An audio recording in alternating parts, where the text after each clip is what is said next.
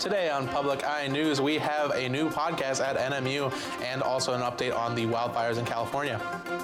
Adam Diaz will have a look at our weather, and Caleb Rydell will be back with our sports. Hi, I'm Samantha Carter. And I'm Caleb Rydell. Welcome to Public Eye News.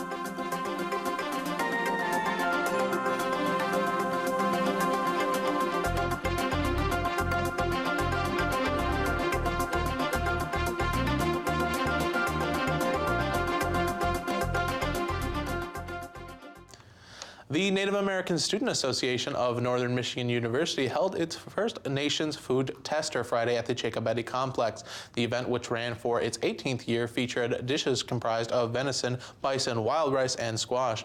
Not only does the event give the community a chance to enjoy Native American cuisine, it also doubles as a fundraiser for the association. A new podcast is arriving at NMU that is targeting both current and prospective students. The new podcast called Something Curious is designed to connect the community through discussion about the Marquette area. The podcast is run by Haley Bussell, a senior that is studying public relations who developed the podcast in the last summer as an intern for the Marketing and Communication Office. Bussell will be working on the podcast first series over the next year. The first series will cover the 7 core values of NMU, and she is looking to pass on the podcast to the next generation of NMU students. A missing 71-year-old man was rescued at 2:16 a.m. this morning on the North Country Trail. Stephen Nason of Marquette was doing maintenance on the North Country Trail, and when he didn't come home on time, his wife called 911. Deputies from the Marquette County Sheriff's Office and the Marquette County Search and Rescue Team were dispatched at 11:27 p.m. Nason was found in a hypothermic state at 2:16 a.m. Nason was taken to UP Health System Marquette for treatment. Northern Specialty Health is officially the first fully licensed medical marijuana dispensary in the Upper Peninsula. Owner Peggy Milkey said the legalization of recreational marijuana might, quote, have an impact on us down the road, but there will always be medical marijuana patients, and that is who we are here for, unquote. The second part of their licensing has also required them to add additional security measures to their location. In Ironwood, woman has entered a guilty plea in Gogebic County Circuit Court following a drug bust. Amy Kolsar entered a guilty plea for possession of meth last week, while a charge for marijuana possession was dismissed. Kolsar was arrested in July along with a 50-year-old Jamie Jett. A sentencing date for Kolsar has been set for January 15th of 2019. A nonprofit water safety group has released their findings for 2018, which say that it has been a deadly year. Over 110 drownings were recorded this year by the Great Lakes Surf and Rescue Project. The project, which has been tracking drowning deaths since 2010, says this is the first year that it has been recorded that there have been over 100 drownings. The deaths include 39 on Lake Michigan and 35 on Lake Erie. A hot summer may be partially at cause for the high number of drownings. And after the break, we'll have your national and international news. Stay tuned. This is Gary Sinise. I hope you'll join me on this public television station as I narrate the film Lifeline, Pearl Harbor's Unknown Hero, the true story of Navy sailor Joe George, who disobeyed a direct order on December 7, 1941, and chose instead to rescue the final 6 crewmen off the burning USS Arizona. It would be a decades-long effort to see him finally recognized for his heroics.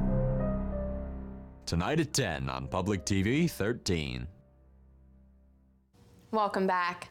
German Chancellor Angela Merkel and French President Emmanuel Macron met in Paris this weekend to celebrate Armistice Day and the 100th anniversary of the ending of World War I.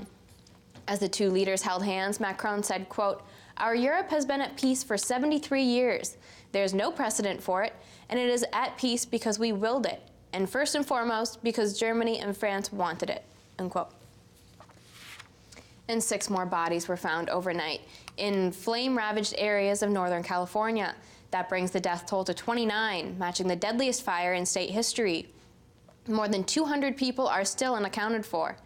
In Southern California, the Woolsey Fire has killed 2 people and burned more than 170 homes.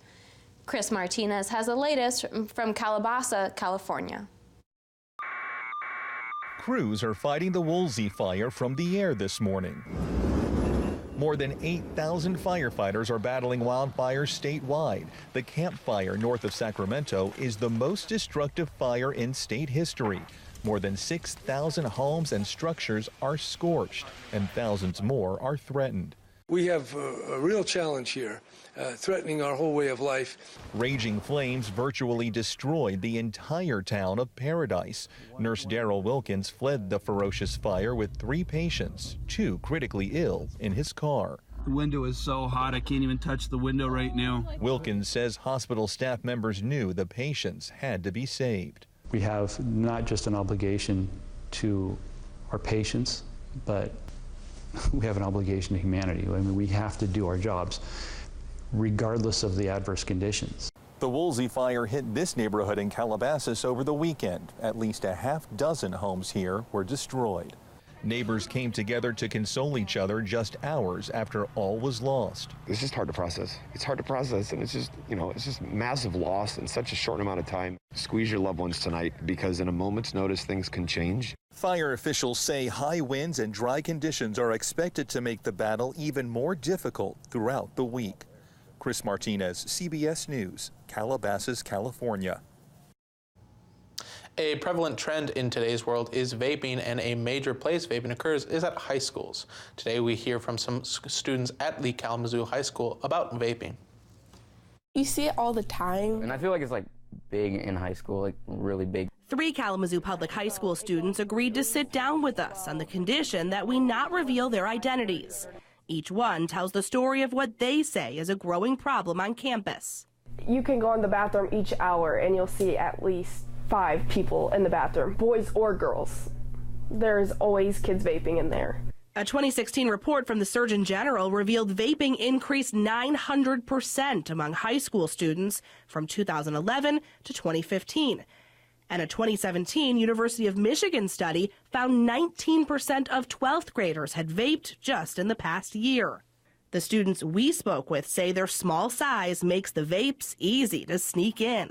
They'll have it in their sleeve and just put their head down. In classrooms, you'll see they'll try to hide it from the teacher. They'll pull it, do it in their backpack or pass it around class. They tell us many are addicted. I'm fiending for Nick, is what they say. I'm fiending for Nick. These kids say the fun flavors and flashy looks of the vaping devices are designed for people their age. Do you think the e-cigarettes, the vaping, do you think it's marketed to people your age? Yes. Yes. I mean, you'll see that, even with the Juuls, that now the Juuls are targeting more teenagers, and it's very easily to get them now. And their principal agrees. But it's a coincidence that it's small enough to really hide in backpacks or up a sleeve. So I agree there. I think there's some intentional marketing to teenagers. We sat down with Loy Norrick's principal, Christopher Aguinagua, who says vaping is an issue they're addressing. And it's a new twist on an old challenge for schools. It's almost kind of like the old 70s, 80s, going to the bathroom, kid getting caught smoking. Aguinagua says vaping and e-cigarettes have been added to the student code of conduct, and he's working to go a step further. It's one of my responsibilities, I believe, to help educate the students at Loy Norrick's about the potential health consequences. The students we spoke with say they'd like to see the problem addressed in the curriculum. I would say if they definitely added a course into health class besides just, drugs and cigarettes, it'd probably help a lot. It's that time of year again, as a holiday season draws near, the New York City Rockefeller Center Christmas tree was put up over the weekend. The 72-foot tree will be lit up with over 5 miles of LED Christmas lights in the annual televised ceremony on November 28th. The tree will stay lit until it is taken down on January 7th of 2019. And after the break, we'll have your weather and sports. Stay tuned.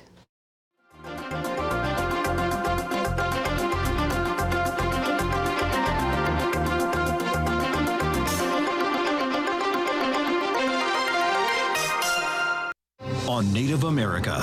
From ancient North American mounds aligned to the moon.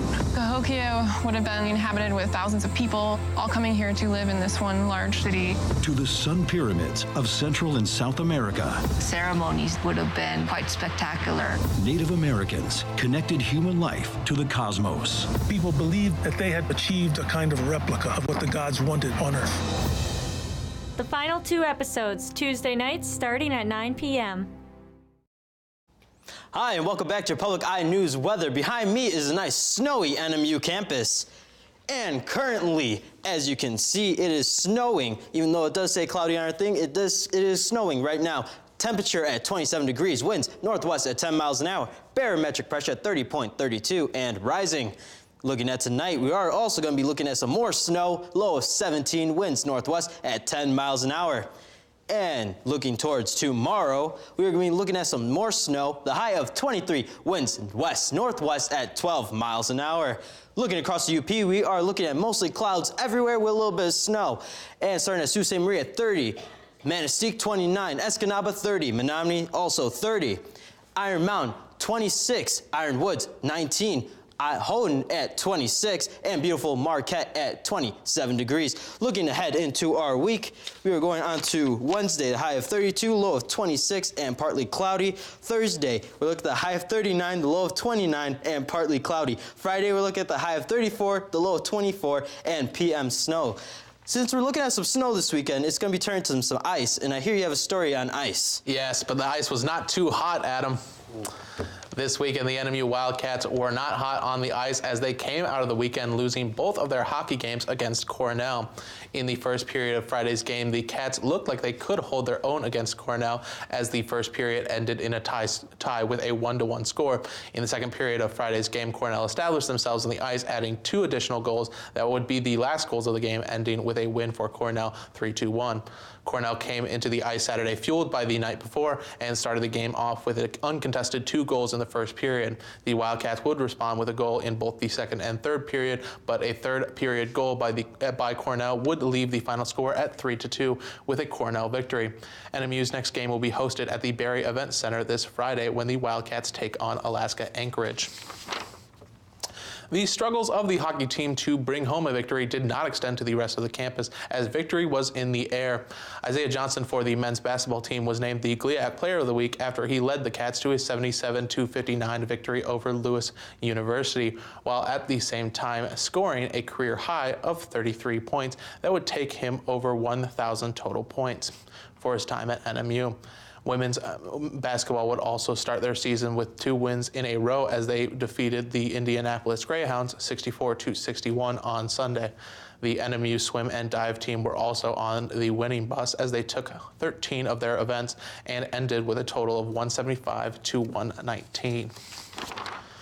There was a lot of tension in the NFL as Week 10 came to a close yesterday. The tension could be felt even before the game as the Saints coach broke a fire alarm in the locker room before the game, and they won the game against the Bengals. The Packers beat the Dolphins, the Cowboys beat the Eagles, the Rams beat the Seahawks, the Chargers beat the Raiders, and in one of the biggest surprises of yesterday, the New England Patriots were defeated by the Tennessee Titans.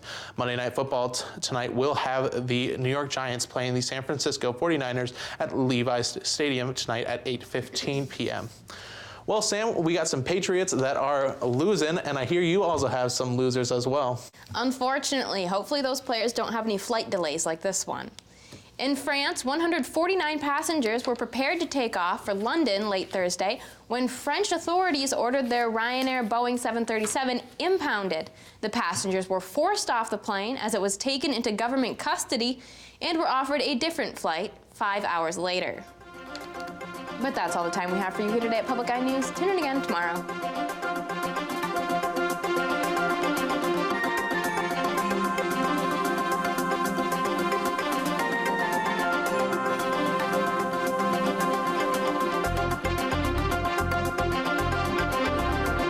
The preceding program was produced in studios located in the Edgar L. Hardin Learning Resources Center by W.